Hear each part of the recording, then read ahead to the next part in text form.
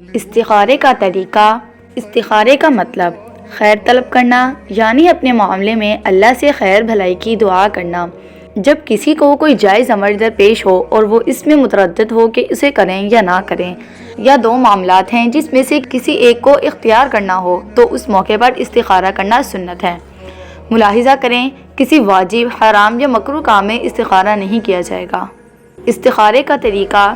جب کوئی شخص استخارے کا ارادہ کرے تو 2 رکعت نماز نفل ادا کرے اور نماز سے فارغ ہو کر 10 ذیل دعا پڑھے۔ اللہم انی استخیرک بعلمک واستقدرک بقدرتک واسألک من فضلک العظیم فإنک تقدر ولا اقدر وتعلم ولا اعلم وانت علام الغیوب۔ اللہم ان کنت تعلم ان ھذا الامر خیر لی فی دینی ومعاشی وعاقبت امری فاقدرہ لی ویسرہ لی ثم بارک لی فیہ وان کنت تعلم ان ھذا الامر شر لی فی دینی ومعاشی وعاقبت امری فاصرفہ عنی واصرفنی عنہ واقدر لی الخیر حیث کان ثم ارضنی بہ۔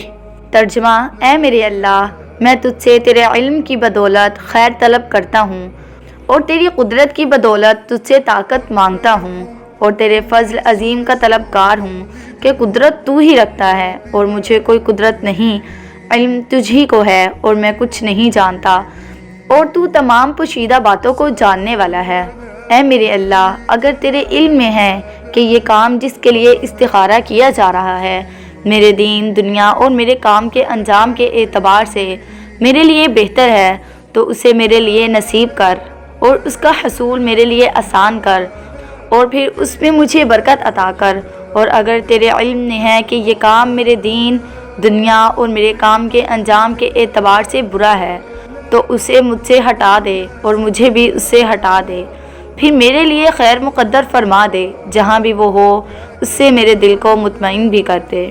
دعا کرتے وقت جب ھذا الامر پر پہنچے تو اس جگہ پر اپنی حاجت کا تذکرہ کریں، یعنی ھذا الامر کی جگہ اپنے کام کا نام لیں، مثلا ھذا السفر یا ھذا النکاح یا ھذا التجارہ وغیرہ کہیں، اور اگر عربی میں نہیں جانتے تو ھذا الامر کہہ کر دل میں اپنے اس کام کے بارے میں سوچیں جس کے لیے استخارہ کر رہے ہیں۔ پوری دعا پڑھنے کے بعد اس کام کو ذکر کریں جس کے لیے استخارہ کر رہے ہیں۔ دعا استخارہ پڑھنے کی جگہ۔ استخارے کی دعا نماز کے بعد پڑھی جائے گی، اور نبی کریم صلی اللہ علیہ وسلم سے ثابت شدہ حدیث کی نص کے موافق بھی یہی ہے۔